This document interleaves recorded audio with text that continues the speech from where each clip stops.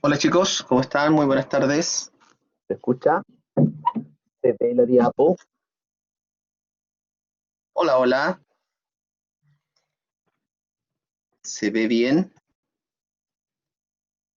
Ok, ya vamos a comenzar.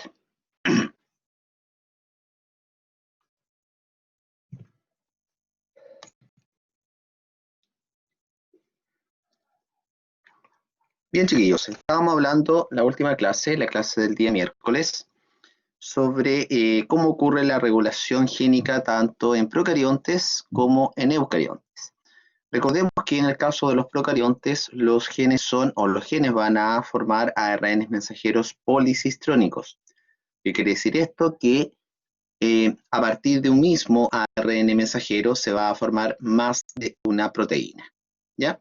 Y habíamos analizado el caso del operón LAC. El operón LAC fue el primer, digamos, operón que se estudió, que se describió a la perfección, y de acuerdo al funcionamiento del operón LAC, el operón LAC se va a expresar en presencia de inductor. ¿El inductor cuál es? La lactosa. Por lo tanto, en presencia de lactosa, la misma lactosa se encarga de extraer la proteína represora, la cual está unida al operador. Sale la proteína represora, que está unida al operador. Por lo tanto, ahora, ¿qué va a ocurrir?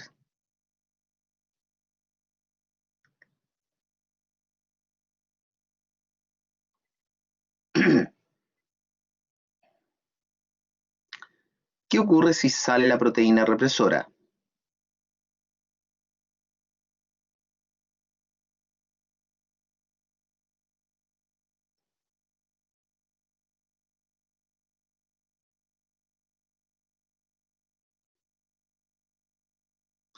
De avanzar la ARN polimerasa.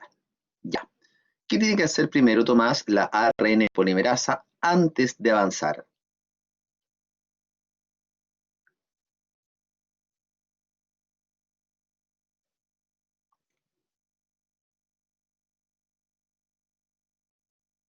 A ver, los demás, ¿qué tiene que hacer la ARN polimerasa antes de avanzar?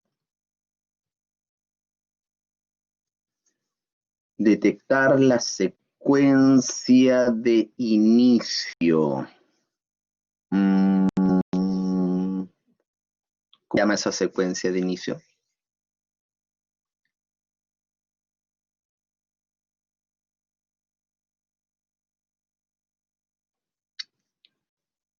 Auge,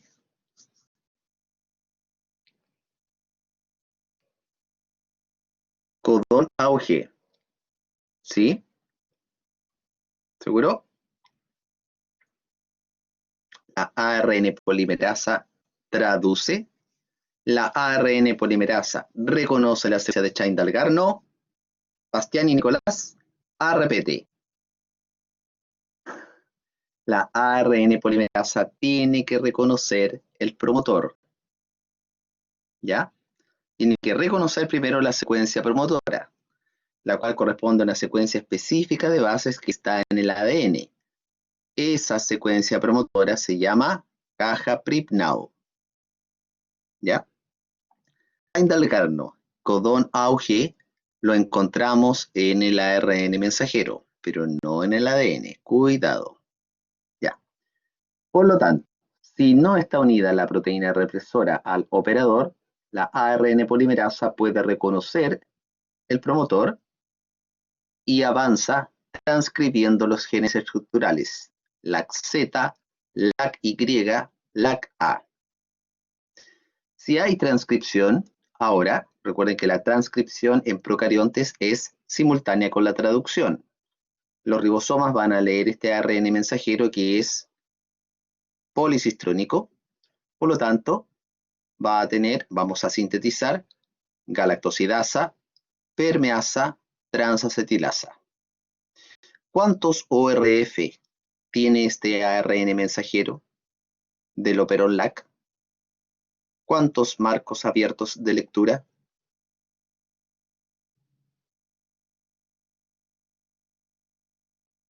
3, ¿cierto? Aquí hay un codón de inicio, aquí está el codón de inicio, aquí hay otro codón de término, un codón de término, otro codón de inicio, otro codón de término, otro codón de inicio, otro codón de término, ¿ya? Por lo tanto, se forma un ARN mensajero que es policistrónico. Ahora, en ausencia de inductor, sin presencia de lactosa, no vamos a tener el inductor, la lactosa, que sea capaz de sacar la proteína represora que está unida al operador. Por lo tanto, va a quedar la proteína represora unida al operador, la ARN polimerasa no va a reconocer el promotor, no hay transcripción. Y por lo tanto, tampoco va a ocurrir la traducción. ¿Ok? Bien. ¿Una duda con respecto a cómo funciona el operador LAC? Antes de continuar.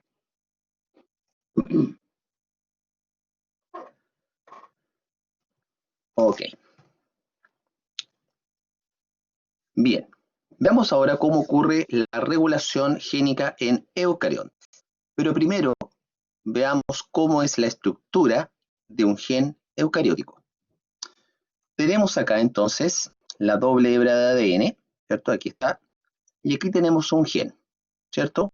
Los genes van a tener secuencias que van a codificar para proteínas, dependiendo del tipo de gen, claro, y hay otras secuencias que no van a codificar proteínas. Por lo tanto, el gen va a estar constituido por exones e intrones. Ya. Entonces, para este ejemplo, tengo exón 1, exón 2, exón 3, intrón 1, intrón 2. Al inicio del gen vamos a encontrar la secuencia promotora, la caja TATA. Recuerden que esta es el promotor, el último promotor en eucariontes.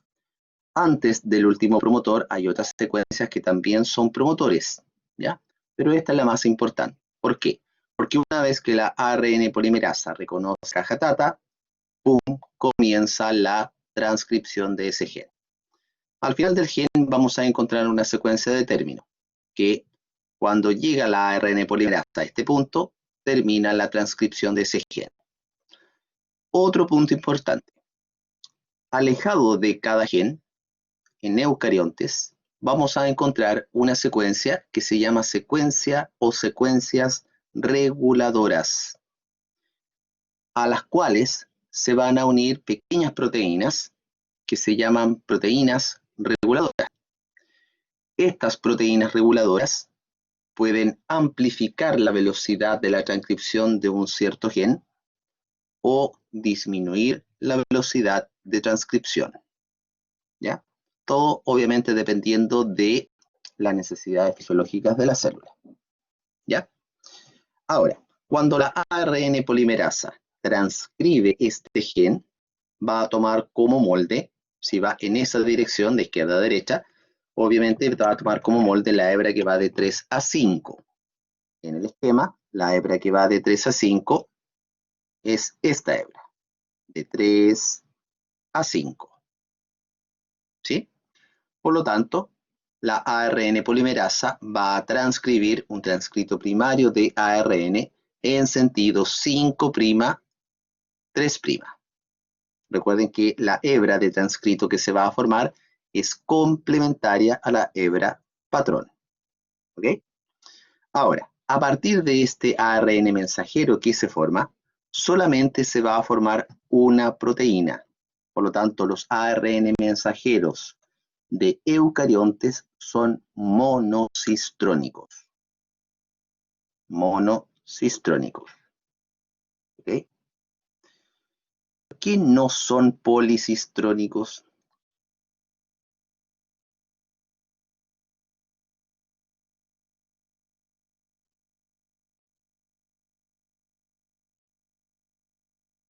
Vuelvo atrás. En procariontes, aquí tenemos la estructura de un operón, muy básico, el operón LAC. Aquí dijimos que los ARN mensajeros que se forman son policistrónicos, se forma más de una proteína. Para el caso del operón LAC, se forman 3 proteínas con actividad enzimática. Pero en el caso de los eucariontes, ¿por qué son monocistrónicos?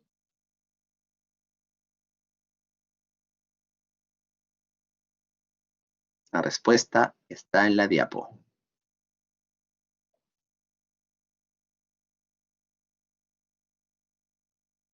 Claro, es un único gen, pero ¿cuál sería la razón más precisa? ¿Por qué no es policistrónico? Porque tiene solo un marco abierto de lectura, un ORF. Por lo tanto, hay un solo codón de inicio en el ARN mensajero y un codón de término. ¿Ya? Por eso es monocistrónico. Muy bien. Ya, chicos. En el caso entonces de los eucariontes, existen varios puntos en los cuales se puede controlar la expresión de los genes. Recordemos que en eucariontes la transcripción ocurre en el núcleo y después la traducción va a ocurrir en el citoplasma, en los ribosomas, o ayudado por los ribosomas que están libres o que están unidos al retículo. Entonces, para que se regule la expresión de los genes, existe un control antes de la transcripción del gen. Ese control se llama control pretranscripcional o regulación epigenética o control epigenético. Hay otro control que es más eficiente, es más común en eucariontes, que es el control transcripcional, control durante la transcripción del gen. Cuando hay transcripción, ya sabemos que se van a formar ARNs. Para el caso de los ARN mensajero principalmente, después tiene que venir un estricto control post-transcripcional, que puede implicar control de la maduración o de las modificaciones post-transcripcionales, recordemos que son 3, CAP, poly-A, splicing, control del transporte del ARN mensajero desde el núcleo hacia el citoplasma, control de la estabilidad del ARN mensajero o de la vida media que debe tener este ARN mensajero. No se tiene que degradar muy rápido para que alcance a ser traducido. Después hay un control durante la traducción, ¿ya? Que puede implicar que se corte la traducción dependiendo de las necesidades de la célula. Si cambia el ambiente, a lo mejor puede que la célula determine, no tengo que traducir esta proteína, corto la traducción y, digamos, centra la energía, centra los recursos para sintetizar otras proteínas. Y también debe ocurrir un control después de la traducción, que va a determinar si la proteína que se ha traducido quede inactiva o se active. ¿Ya? Por lo tanto, existen alrededor de 6 puntos específicos de regulación génica en eucariontes. Pero nos vamos a dedicar principalmente a explicar los 2 primeros. Bien. Entonces, lo que denominamos control epigenético o regulación epigenética corresponde a pequeños cambios bioquímicos que ocurren a nivel del ADN o a nivel de las histonas. Estos cambios bioquímicos van a implicar que los genes se expresen o se apaguen, ¿ya? Este control epigenético puede determinar que se expresen algunos genes que no son dominantes, porque uno generalmente cree que se expresan los genes dominantes. Y los genes recesivos se van a expresar si hay condiciones homocigotas recesivas. Pero el control epigenético es un control independiente de la dominancia o la recesividad de los genes. Bien, veamos el primer caso. La metilación del ADN. Cuando hablamos de metilación, nos estamos refiriendo a que se van a agregar grupos metilo. ¿Cuál es el grupo metilo en química? Bachoquímicos. ¿Recuerdan? H3. ¿Sí? Los grupos metilo se pueden unir a ciertos genes, pero se unen específicamente a la citosina, ¿ya? Por lo tanto, vamos a tener algunos genes donde sus citosinas se van a encontrar metiladas. En ese caso, cuando las citosinas de los genes están metiladas, los genes no se transcriben. Los genes no se expresan. Los genes están apagados. ¿Ya? Para el ejemplo aquí, esta cabecita de color verde me está indicando que hay una citosina metilada. Para el ejemplo hay 1, 2, 3, 4 citosinas metiladas. Por lo tanto, este gen no se expresa. ¿Ya? La ARN polimerasa 2 en este caso, que es la que va a formar ARN mensajero, no reconoce el promotor y no hay transcripción del gen. ¿Qué debería ocurrir entonces para que la ARN polimerasa pueda transcribir ese gen? El gen se tiene que desmetilar. Hay que eliminar, cortar, sacar los grupos metilos que están unidos a la citosina. Por lo tanto, el gen está desmetilado. Se expresa el gen, la ARN polimerasa reconoce el promotor, hay transcripción del gen. El gen se puede expresar. Por lo tanto, hay enzimas que están constantemente metilando y desmetilando el ADN. ¿Ya? Eso va a implicar que ciertos genes se estén encendiendo o se estén apagando. Si digo que el gen se enciende, el gen se expresa, hay transcripción del gen. Si el gen se apaga, quiero decir que está metilado o no hay transcripción del gen. ¿Ya? Bien. Va. Tenemos otro tipo de control epigenético, que corresponde a la acetilación de las histonas. Recordemos, de acuerdo a lo que vimos en núcleo, que la unidad básica de compactación de la cromatina era esto, ¿cierto? Eran los nucleosomas. Y los nucleosomas están formados por histonas, ¿cierto? Hay 8 histonas en el núcleo de histonas, a eso me refiero con núcleo, del nucleosoma, el core de histonas, tiene 8 histonas, y hay otra histona, una novena histona, que es la encargada de unir este ADN al core de histonas. Ahora, las histonas son proteínas, ¿sí? ¿Y dónde se sintetizaban estas histonas? ¿Se acuerdan?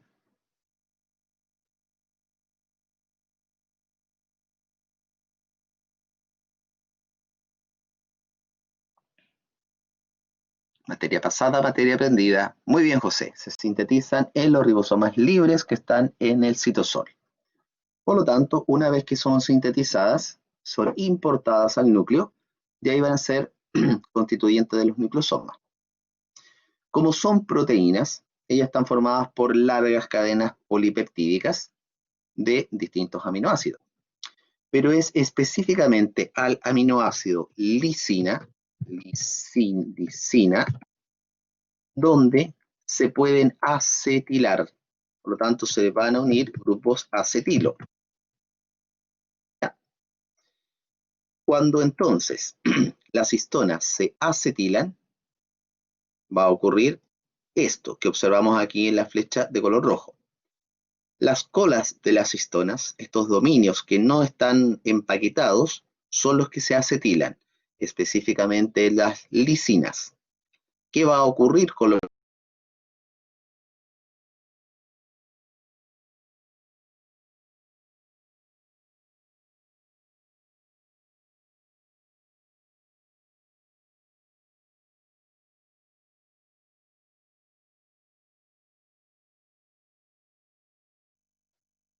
Hola, hola, ¿escucha ahora?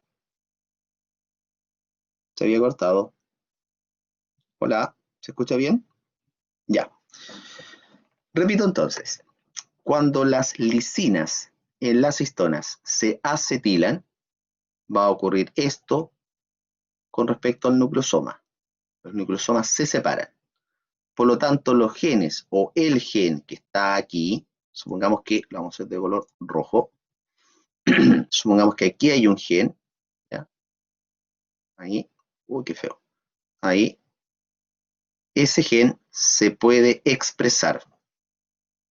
No hay impedimento físico ahora para que la ARN polimerasa reconozca aquí la secuencia promotora y pueda transcribir ese gen. ¿Ya? Por lo tanto, cuando las histonas se acetilan, hay expresión de los genes. ¿Qué tiene que hacer ahora la bioquímica nuclear para apagar este gen? Tiene que compactar los nucleosomas. ¿Y cómo ocurre eso? Desacetilando las histonas, sacándole los grupos acetilo que están unidos a las lisinas. Por lo tanto, en ese caso, los nucleosomas se compactan, están más densos, y en ese caso el gen no se puede expresar. Hay impedimento físico para que en esta parte encaje la ARN polimerasa y todos los factores de transcripción y permitan la transcripción de ese gen. ¿Ya? Recordemos que cuando hablamos de heterocromatina, habíamos dicho que era una cromatina compactada o condensada, que era una cromatina más oscura, más densa, que podíamos observar al microscopio electrónico. Por lo tanto, esa heterocromatina estará acetilada o desacetilada.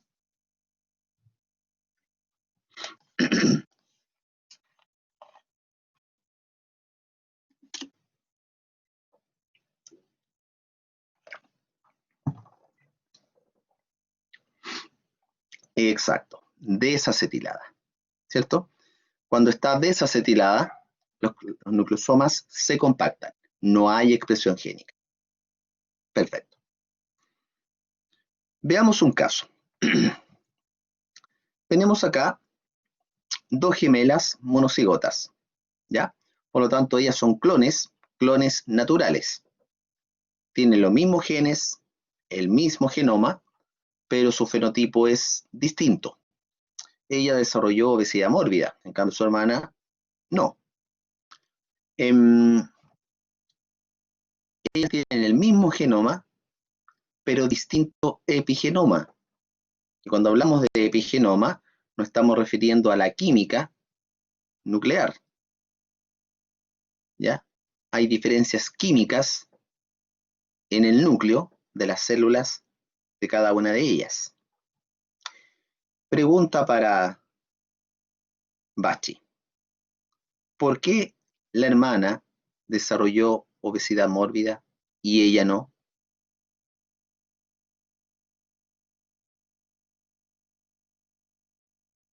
A ver, Bachellators. Por comer, comer sano, por ser vegetariana, por comer poco, por una sobrealimentación, ya. O comió mal. A lo mejor puede que haya comido poco, pero comió mal. Ya. ¿Qué otra razón creen ustedes?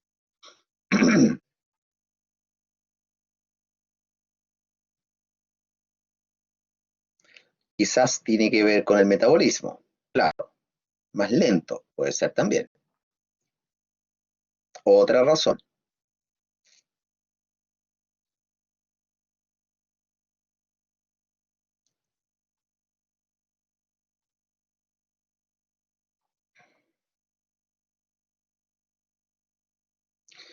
Claro, no creo que sea genético porque si no la hermana también se vería afectada, claro. Las dos tienen los mismos genes, ¿ya? Si fuera un problema de los genes, las dos estarían afectadas, las dos hubieran desarrollado obesidad mórbida, porque quizás ella absorbe más la grasa de los alimentos que su hermana, ¿ya? ¿Y por qué absorbe más la grasa de los alimentos que su hermana? ¿Por qué su hermana no y ella sí? A ver, ¿qué habrá pasado? Algo pasó.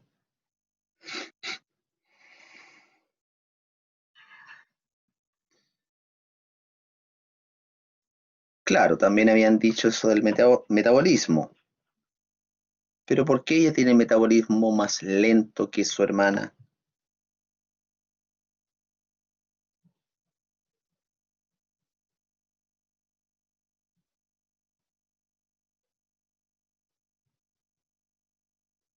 Los seres humanos somos criaturas complejas.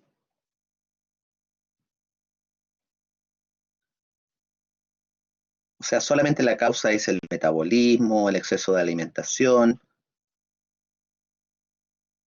¿Solamente eso? ¿Solo eso? Hay personas que tienen metabolismo lento, que comen harto, comen harta grasa, ¿ya? Pero no desarrollan obesidad mórbida. Las hormonas, claro, puede ser un desorden hormonal. Buena observación. Porque tiene un gen desactivado. Interesante. Interesante. ¿Y por qué ella tiene un gen desactivado y ella no?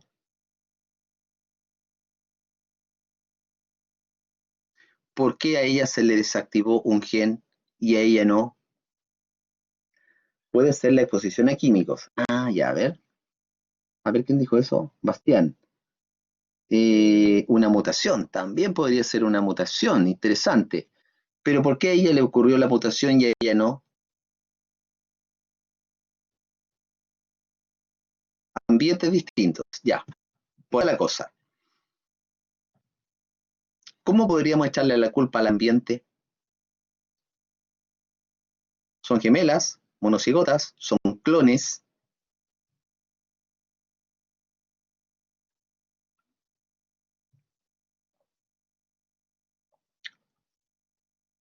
¿El ambiente puede ser distinto? Si son hermanas, tienen los mismos padres, la misma casa, la misma mascota.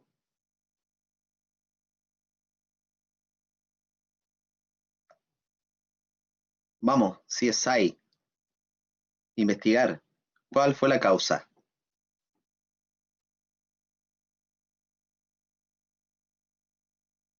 Uy, los demás que están calladitos. A ver. Doña Cata, Catarina Koch, Sid, ¿cuál es su opinión?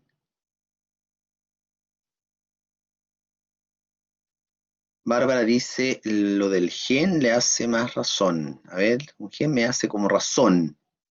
Exposición a factores de riesgo. Ya, a ver, como qué factores de riesgo pueden haber influido en ella. Ya, los rayos UV, ya, totalmente de acuerdo. Podrían haber generado la mutación de un gen, ¿cierto? Y eso afecta a un gen, claro. Mayor exposición a radiación ultravioleta, ¿cierto? Eso puede generar mutación, pero generalmente a nivel de la dermis, de la epidermis, ya, sí, podría ser, pero tanto así como para desarrollar obesidad mórbida. Pero conductualmente pueden ser distintos también a pesar de ser gemelos, claro. ¿Y por qué pueden ser distintos conductualmente si son gemelos?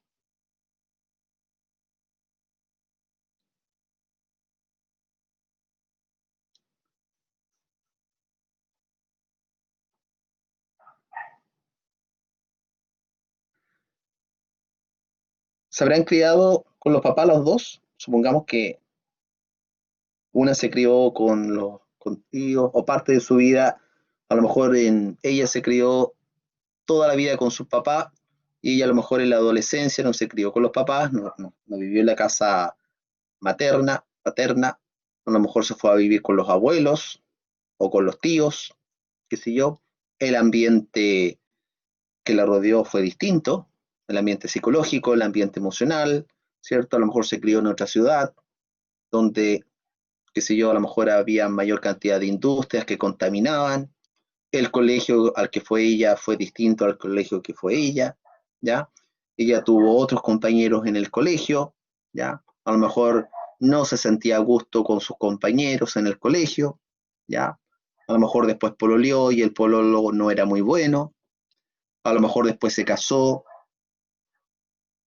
duró poco, casada con el marido, se divorció, qué sé yo, a los 3 años, se deprimió, ¿ya? Se estresó, los factores psicológicos, los factores emocionales también afectaron su epigenética. Por lo tanto, todos los factores ambientales que nos rodean, todos, influyen en la bioquímica celular. no solamente las cosas, digamos, tangibles en el sentido de la luz, la temperatura, los contaminantes, sino que el ambiente psicológico, el ambiente emocional que nos rodea, todo eso influye en el ser humano, ¿ya? El estrés, ya a lo mejor ella no manejaba muy bien el estrés, qué sé yo, todo eso significó que su bioquímica celular cambiara en algún momento y eso gatilló la expresión de algún gen o la inactivación de otro gen, ya sea por metilación o por acetilación de histonas, y eso a la larga generó obesidad mórbida, ¿ya? Por lo tanto, hay múltiples factores que están determinando nuestros epigenomas día a día. Aquí tenemos otro ejemplo, pero en árboles, en planta, ¿cierto? Hay dos individuos de pino, ¿ya? Que son clones, pero no son clones naturales, son clones producidos en laboratorio, son genéticamente iguales, el mismo genoma, los mismos genes, pero observamos que fenotípicamente son muy distintos. Ya este es de un color más verdecito, tiene las acículas más cortas, este es de un color más oscuro, tiene las acículas más largas, ya es menos frondoso. Esta diferencia fenotípica, claro, no está determinada por ambiente psicológico o emocional, como en el caso de la gemela. Ya las plantas son más simples, a lo mejor las diferencias ambientales están dadas por diferencias, qué sé yo, en la cantidad de luz que recibió uno con respecto al otro, en las horas de luz, cuántas veces se regó en la semana, el tipo de suelo, los nutrientes, ¿ya? Todo eso significó que la epigenética de sus células sea distinta. Por lo tanto, la expresión de sus genes también va a ser distinta. ¿Ok? Muy bien. El agua también, ¿cierto? La calidad del agua con la cual hayamos regado estos dos pinos. Muy bien. Ok, bien. Tenemos acá otro tipo de control que es un control transcripcional, ¿ya? Esta es la forma, digamos, más frecuente y precisa con la cual se regulan, digamos, los genes en eucariontes. Porque en el caso del control transcripcional, también se puede regular la velocidad de la transcripción. Ya, veamos un ejemplo. Tenemos acá un gen eucariótico, ya tenemos el gen X, el cual cuando se transcribe va a formar un transcrito que vamos a colocarle transcrito de ARN X, que viene del gen X, ¿ya? Cuando este transcrito, uy, que es difícil dibujar aquí, esto de menos la pizarra, cuando este transcrito madura, sale el ARN mensajero del núcleo, va al citosol y es traducido, y se va a formar la proteína X. Supongamos que la célula en forma constante o constitutiva está generando la proteína X como parte, qué sé yo, de la matriz extracelular. Pero dados ciertos cambios ambientales, la célula tiene que aumentar la producción de la proteína X. Aumentar la producción de la proteína X. ¿Qué debería ocurrir a nivel del citosol? A ver.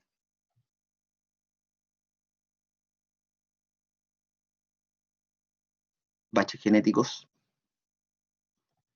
Si tiene que aumentar la producción de la proteína X, ¿qué debería hacer en el citosol?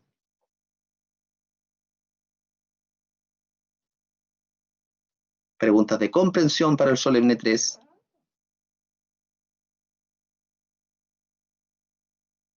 Tiene que aumentar la síntesis de la proteína X, obvio. ¿Cómo la puede aumentar? Con mayor cantidad de ARN mensajero X que llegue al citoplasma. ¿Cómo aumentaría la producción de ARN mensajero X? Obviamente, aumentando la tasa de transcripción del gen X, ¿cierto? Aumentando la velocidad de transcripción del gen X.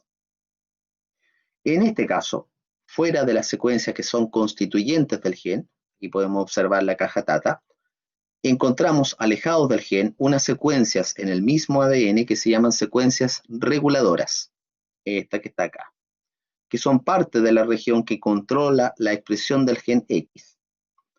a estas secuencias reguladoras se van a unir proteínas específicas que se llaman proteínas de regulación, que pueden ser proteínas amplificadoras o inhibidoras. Si se une una proteína amplificadora a una secuencia amplificadora, en ese caso la ARN polimerasa 2 va a transcribir a mayor velocidad el ARN mensajero X. Por lo tanto, si en forma normal está transcribiendo, ahora que se ha unido una secuencia, una proteína amplificadora, transcribe rápidamente. Por lo tanto, eso implica mayor cantidad de ARN mensajero en la misma cantidad de tiempo, sale al citoplasma y ahí vamos a tener una mayor producción de proteína X.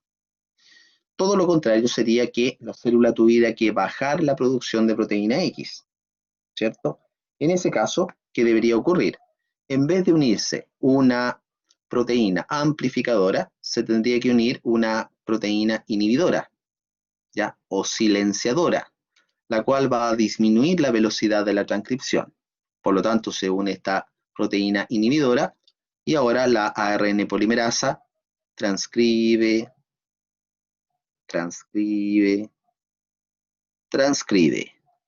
más lento. Por lo tanto, va a ser menor la producción del ARN mensajero X. ¿Ya? En el caso de los eucariontes, este es un tipo de regulación transcripcional que es muy usual en la expresión de los genes. Por lo tanto, con este tipo de regulación, la célula va a, digamos, a regular la cantidad de ARN que se va a formar a partir de la transcripción de un determinado gen. También se puede regular la transcripción de los genes a través de factores de transcripción. Estos factores de transcripción son pequeñas proteínas, ¿ya?, que se unen a la secuencia promotora y que también se pueden unir a la ARN polimerasa. Fíjense que esta ARN polimerasa 2 tiene varios factores de transcripción aquí, ¿ya?, los TF2, los TF2E, etc., y ayudan a la ARN polimerasa a reconocer la secuencia promotora. Después fosforilan a la ARN polimerasa y ahora la ARN polimerasa puede iniciar la transcripción del gen. Aparte de estos factores de inicio de la transcripción, también hay factores de elongación de la transcripción, otras proteínas. Y además hay factores de término de la transcripción, ¿ya? Mayor o menor cantidad de estos factores de transcripción va a influir directamente en el control de la expresión de ese gen en particular. Bien. Ahora, una vez que se ha transcrito el gen y se forma un ARN mensajero inmaduro, un transcrito primario, ¿cierto? Después tiene que madurar este ARN mensajero. Y aquí también tiene que existir un control de la maduración, un control que implica que se agregue en forma correcta al CAP en el extremo 5', una correcta poliadenilación en el extremo 3'. Recuerden que las adeninas son gran cantidad de adeninas, y también un estricto control en el splicing. Y en las últimas décadas se encontró que los eucariontes también tienen genes que pueden ser policistrónicos, genes que pueden formar más de una proteína, ¿ya? Eso se conoce como splicing alternativo. Me explico.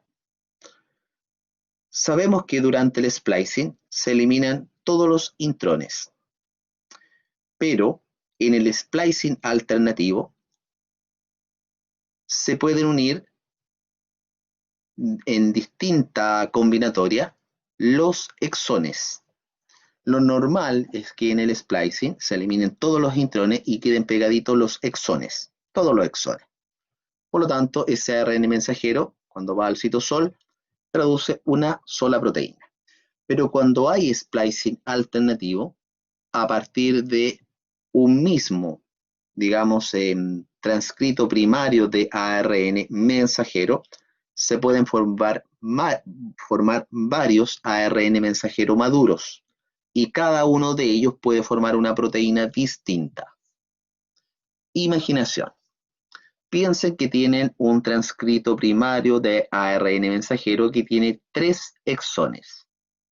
Exón 1, exón 2, exón 3.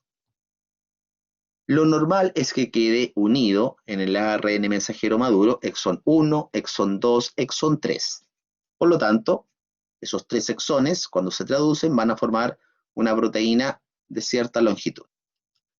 Pero puede ocurrir que cuando se realice el splicing, se una el exón 1 con el exón 2 y se elimine junto con los intrones el exón 3. Y me quede un ARN mensajero maduro, más corto, que solamente está formado por el exón 1 y el exón 2. Cuando se traduce, ¿cierto? Ese ARN mensajero va a formar una proteína más corta, distinta a la anterior. ¿Existe otra posibilidad?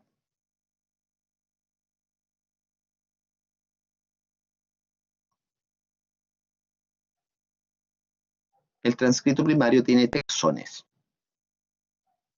Hemos formado un ARN mensajero maduro que tiene empalmado los 3 exones y ahora formamos uno que tiene el exón 1 y el exón 2. ¿Podemos tener otra posibilidad?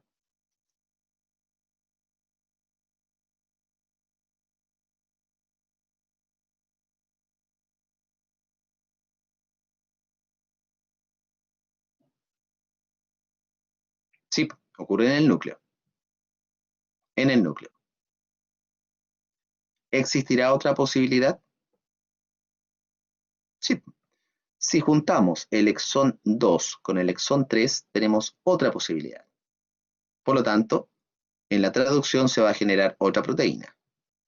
¿Habrá otra posibilidad? Exón 1 con exón 3. Otra posibilidad. ¿Habrá otra?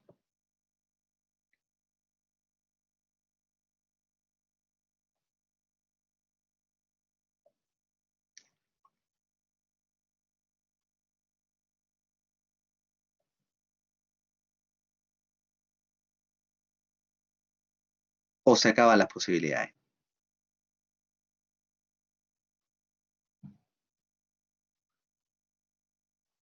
Estamos lentos hoy día.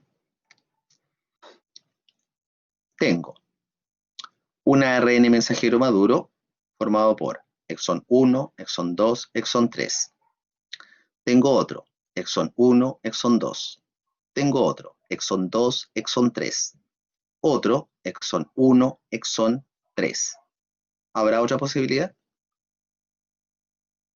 Bastián.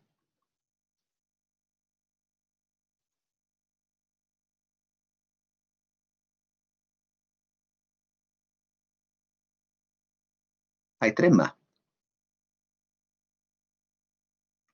Con un solo exón. Exacto. Puedo formar otro ARN mensajero mucho más corto que solo lleve el exón 1 o el exón 2 o el exón 3. Por lo tanto, a partir de un mismo transcrito primario de ARN mensajero, se pueden formar varias proteínas. Es decir, podemos tener también ARN mensajeros que son policistrónicos. Bien, durante el transporte de los ARN mensajeros, también tiene que existir un estricto control, porque estos se tienen que movilizar desde el interior del núcleo hacia el citosol. Tienen que atravesar el complejo del poro. Por sí solos no lo pueden hacer. ¿Qué necesitan? Necesitan de un grupo de proteínas que se llaman exportinas. Muy fácil el nombre. ¿Por qué? Porque tienen que exportar material. Las exportinas van a ocupar GTP y GDP para poder movilizar ARN mensajeros desde el interior del núcleo hacia el citosol. Ahora, la vida media del ARN mensajero tiene que, digamos, ir acompañada en el sentido de que tiene que vivir lo suficiente para que la célula pueda traducir la cantidad de proteína que necesita.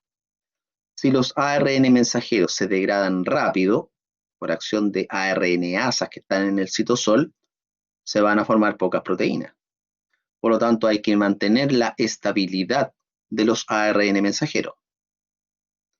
Exacto, las exportinas están en el núcleo. Las exportinas sacan estas macromoléculas, ARN mensajeros, transferencia, las unidades, los ribosomas, las toman desde el núcleo, ¿ya? Gastan GTP y los movilizan a través de los complejos del poro, porque estas son moléculas grandes. Los complejos del poro solamente pueden, digamos, difundir por difusión simple moléculas que son menores a 60 kilodalton, 60.000 dalton. Moléculas superiores a ese peso molecular no pueden atravesar por difusión simple el poro. Tienen que ser ayudados por proteínas que los sacan del núcleo, que los exportan o que los llevan al interior del núcleo, que los importan. ¿Ya? Entonces, siguiendo esta línea, estos ARN mensajeros tienen que durar lo suficiente para que puedan, digamos, la célula, a partir de sus ribosomas, traducir la cantidad suficiente de proteína. Durante la traducción también tiene que existir un control de la traducción, control que está dado por los diferentes factores de traducción. Recordemos que hay factores de inicio y hay factores de término de la traducción.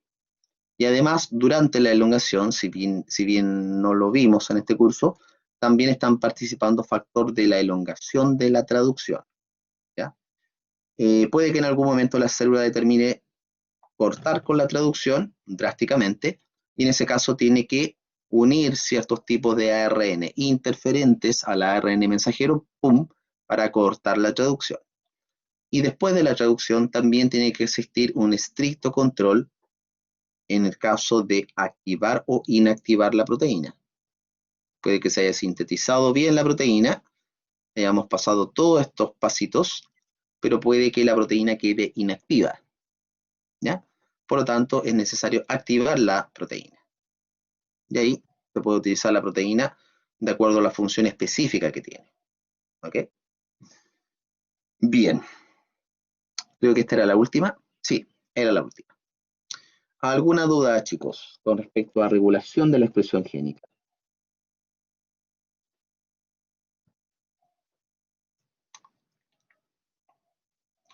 Vimos varios términos importantes. En el control tradicional tiene que ver con factores. A ver, o con las proteínas de regulación génica. A ver, en el control tradicional tiene que ver con factores o con las proteínas de regulación. Buena pregunta. Tiene que ver con las proteínas de regulación génica, las amplificadoras, las inhibidoras y también los factores de transcripción. Porque ese es el tipo de control más usual, ¿ya?, de la expresión génica.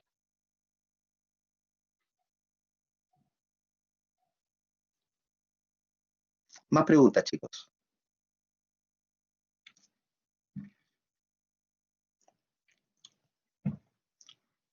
Ok, cerramos entonces esta clase.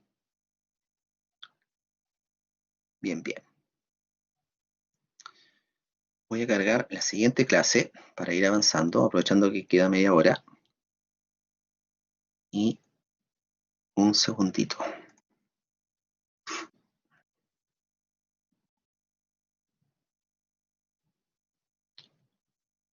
11.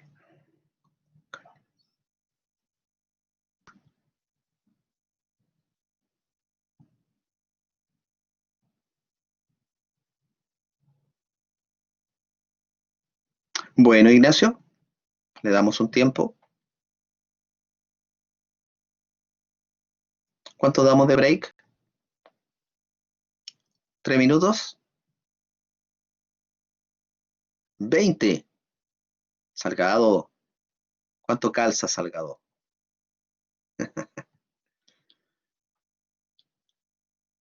Ya, 3 minutos, chiquillos, para que impriman, para ir al baño, para tomar agüita y continuamos. 3 minutos.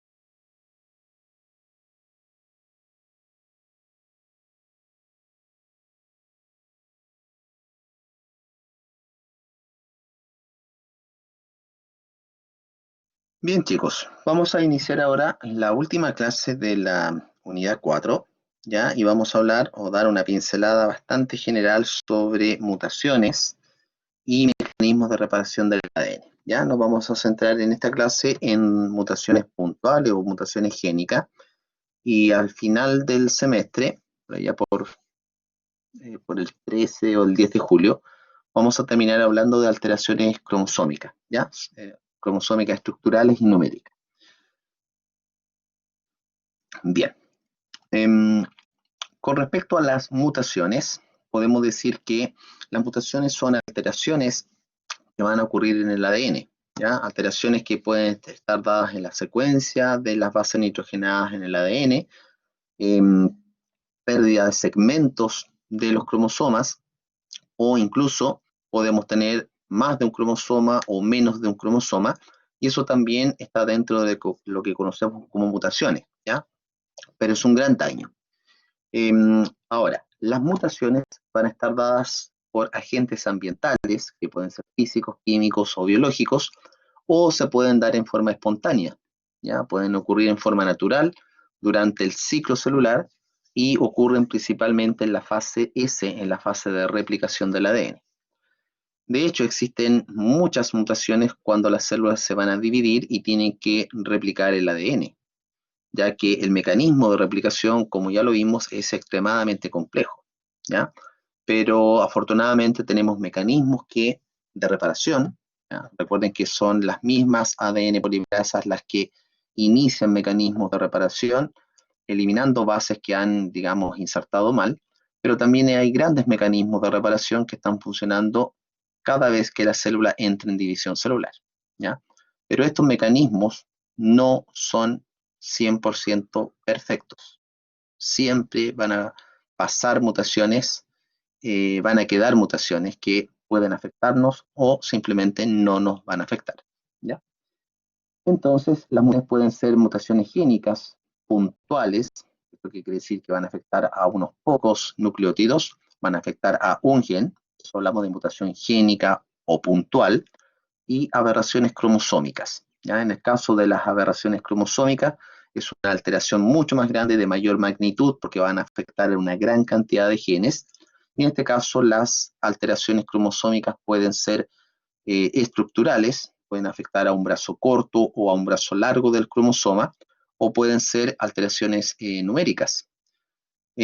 Podemos tener alteraciones que implique tener un autosoma extra o un autosoma menos, o incluso dentro de los cromosomas sexuales también podemos tener un cromosoma sexual extra, los seres humanos, o un cromosoma sexual menos. Eso también está dentro del rango que se conoce como aberraciones cromosómicas. Ahora, las mutaciones pueden ocurrir tanto en células somáticas como en células germinales. En el caso de que afecten a células germinales, recordemos que las células germinales no van a formar gametos, las células germinales son células diploides, en ese caso van a afectar solamente al individuo en el cual se ha producido la mutación, y es una mutación que no se va a heredar a la descendencia, no va a pasar a los hijos. Pero en el caso que la mutación ocurra en células germinales, ya sean células que están formando espermatozoides o en células que están formando ovocitos, en ese caso existe el riesgo de tener gametos que lleven la mutación. Si se produce una fecundación justo con ese gameto que lleva la mutación, en ese caso el hijo va a heredar esa mutación.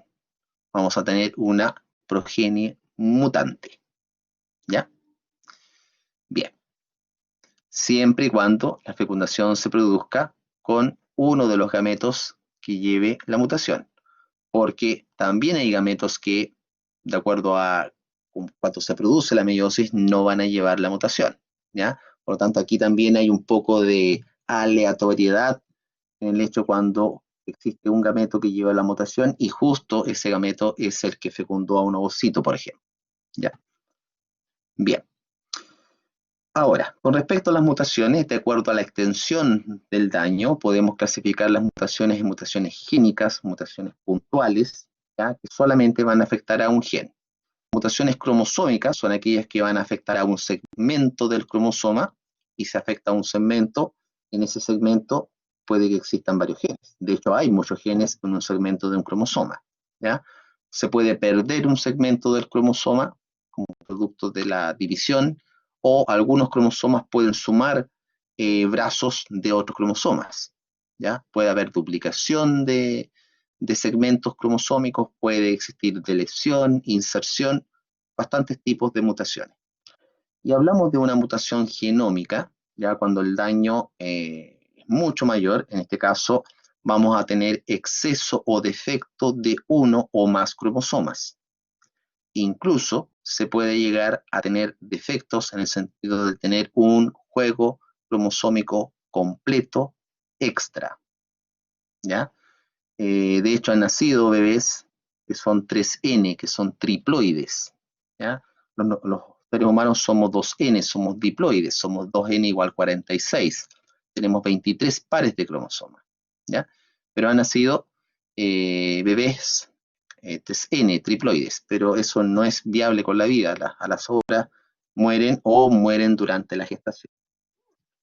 Ahora, de acuerdo al origen, se pueden clasificar las mutaciones en mutaciones espontáneas, son aquellas que ocurren en forma natural o normal en los individuos, ya durante la división celular, o mutaciones inducidas como producto de la exposición a agentes químicos, físicos o incluso biológicos. Hay bacterias y hay virus que también pueden producir mutación. Ahora, con respecto a las mutaciones génicas o puntuales, estas son mutaciones que van a afectar la secuencia de nucleótidos en un gen. Si afectan la secuencia de nucleótidos en un gen, se va a producir un transcrito de ARN distinto al ARN que se podría producir en caso de que no hubiera una mutación. Si ese transcrito de ARN es un ARN mensajero, ese ARN mensajero después, cuando va a ser traducido, puede que parte de sus codones codifiquen para aminoácidos distintos. Y en ese caso, se puede formar obviamente una proteína que va a tener una estructura distinta y por lo tanto puede tener una función distinta, ¿ya? Se puede alterar la estructura de la proteína primaria, secundaria y terciaria, como dice acá. Pero también existen mutaciones, cambios en la secuencia de nucleótidos que no van a afectar a las proteínas, ¿ya? En ese caso hablamos de mutaciones silenciosas. Puede existir un cambio en la secuencia de los nucleótidos, pero ese cambio no va a afectar al aminoácido que se va a codificar. ¿Y por qué ocurre eso? ¿Por qué si cambian los nucleótidos en el gen, el aminoácido sigue siendo el mismo después que es traducido el ARN mensajero?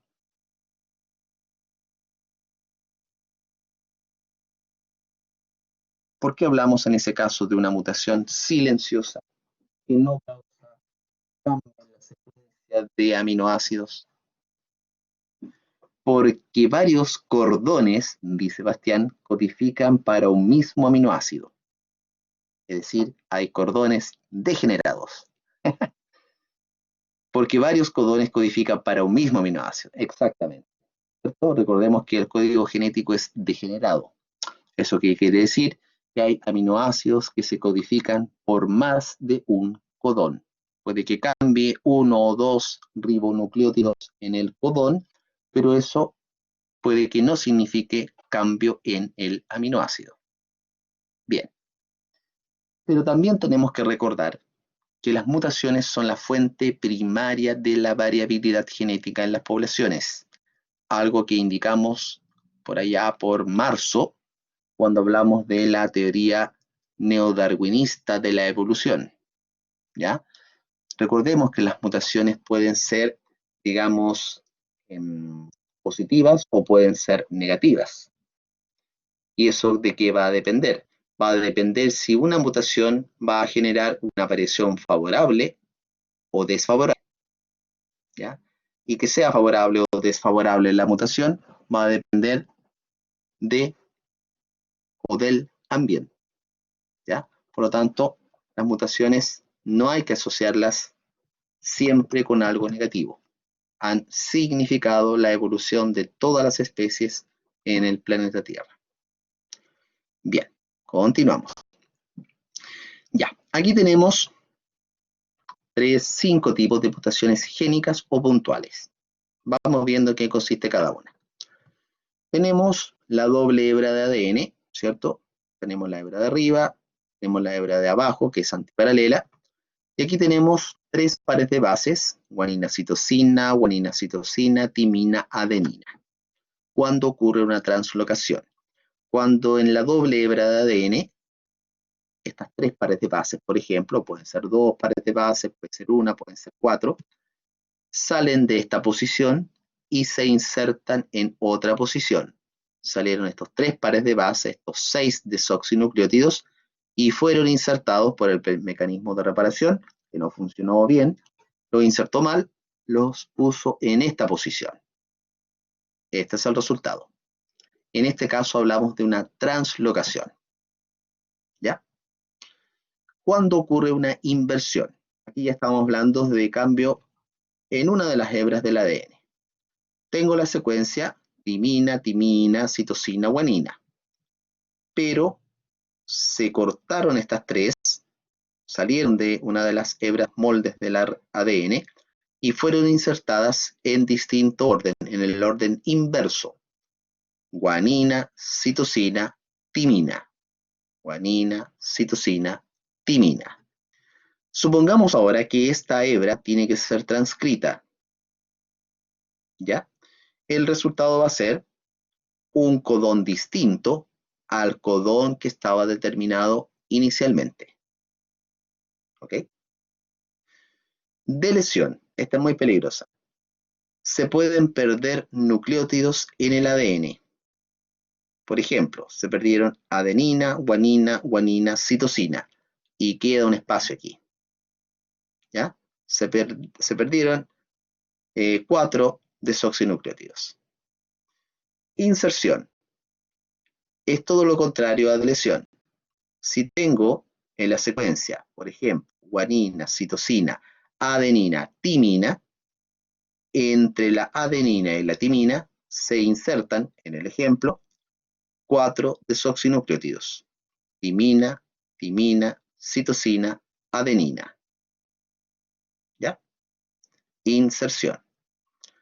Sustitución. ¿En qué consiste? Tengo inicialmente citosina, adenina. Se cortaron estas 2, pero el mecanismo de reparación, en vez de insertar correctamente citosina y adenina, inserta timina y citosina. ¿Ya? En ese caso, sustitución. Cualquiera de los 5 tipos de mutación génica, cuando se transcribe este gen, porque este es un cambio específico en el gen, ¿cierto? El ARN mensajero que se va a formar va a ser distinto. Ya. Veamos ahora qué puede ocurrir en la proteína. Pueden ocurrir en el ADN mutaciones silenciosas, como ya se los había mencionado. Puede que ocurra un cambio en los nucleótidos, pero ese cambio no va a significar un cambio en el aminoácido que va a ser traducido. Por ejemplo, si cambia el codón en el ARN mensajero, si inicialmente era GGG y después de la mutación se cambia el primer ribonucleótido y queda como CGG, los 2 codones determinan para el mismo aminoácido, que es arginina. Recordemos que hay aminoácidos que pueden ser codificados por más de un codón. ¿Ok? Ya. Tenemos acá una mutación de cambio de sentido. En este caso, el codón que determina el aminoácido inicialmente era UUG. Y después de la mutación quedó como UCG. En este caso, cambia el aminoácido. Inicialmente, UUG codifica para leucina, pero después de la mutación, ahora en vez de codificar para el mismo aminoácido, codifica para el aminoácido serina. un aminoácido distinto. ¿Ya? Ahora, en el caso de las mutaciones de cambio de sentido, podemos hablar de mutación de cambio de sentido sinónimo y no sinónimo. Las mutaciones de cambio de sentido sinónimo, ¿qué quiere decir? Que si bien cambia el aminoácido, AAA codifica para lisina de características químicas básicas, se cambia el aminoácido por otro aminoácido, que en este caso es arginina, pero también es de carácter básico. ¿Ya? Químicamente son similares. La lisina básica por una arginina de carácter básico. Y una mutación de cambio de sentido no sinónima, que quiere decir que cambia el codón inicial, pero en este caso se van a determinar para aminoácidos distintos y a la vez químicamente distintos. Por ejemplo, tengo el codón UUU, que inicialmente codifica para una fenilalanina hidrofóbica, y después de la mutación cambia a UCU. En ese caso, se cambia por una serina de tipo polar o hidrofílica. ¿Ok? Bien. Ahora, como ya les comenté, la mayor cantidad de errores ocurren durante la fase S del ciclo celular. Es aquí donde ocurren las mutaciones de tipo espontáneas. ¿Ya? Pero hay mecanismos, como bien dice acá, hay mecanismos durante la replicación que corrigen alrededor del 99,9% de los errores. Pero se van a quedar algunos poquitos de errores. Van a quedar algunas mutaciones. En el caso de que quede una mutación y esta célula se divida, las células hijas van a llevar a una mutación. En el caso que esa mutación sea negativa, ¿qué podría ocurrir? Se produjo una mutación, bueno, varias mutaciones en la fase S. Vinieron los mecanismos de reparación, repararon prácticamente todas, pero pocas quedaron sin repararse. Y algunas de esas mutaciones son negativas para las células hijas. ¿Qué podría ocurrir en las células hijas?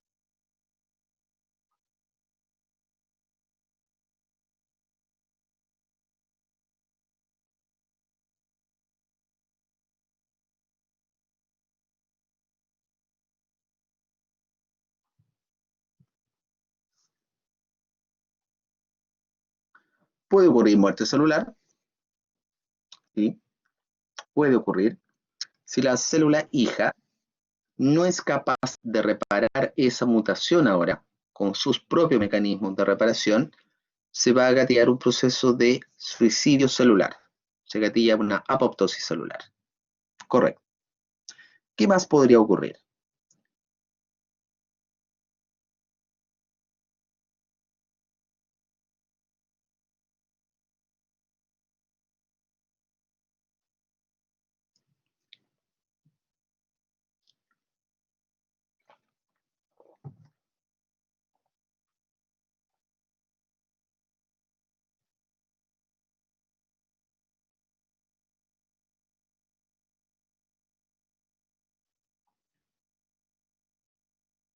¿Siempre puede llevar a muerte celular?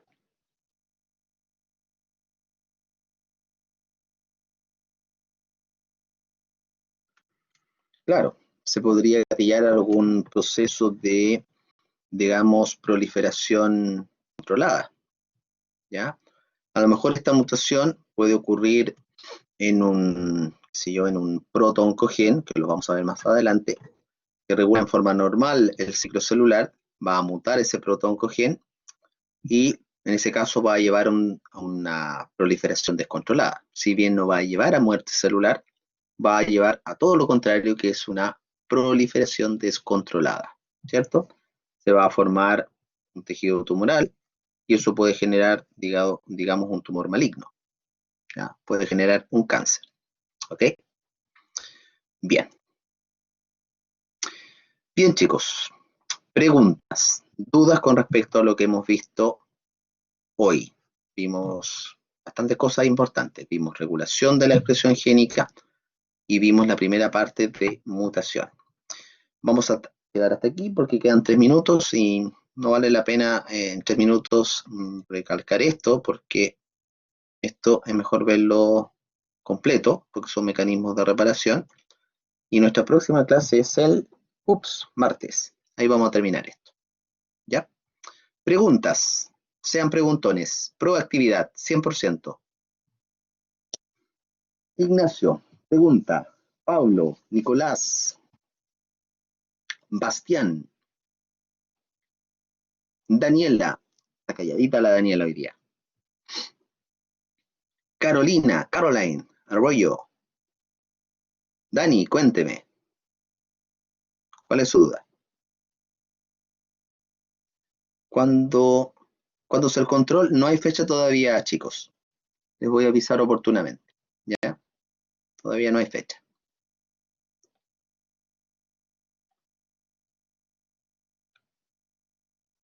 Preguntas. Quedan 2 minutos para hacer preguntas. Sofi, Romina, Valentina Córdoba. El viernes andaba más callada. Es viernes. Los viernes anda más calladita la Dani. Generalmente los viernes. Bueno, es que está cansada ya por el fin, todo el estudio de la semana. Es normal. Ya mañana en la tarde va a andar súper contenta. Ya, chiquillos, si no hay preguntas, entonces quedamos hasta aquí, ¿cierto? Y nos encontramos nuevamente el próximo martes a las 14:40. Bien, cuídense, un abrazo y que estén muy bien. Chao, chao. Bye, bye. Cuídense. Usar mascarilla, lavarse bien las manitos.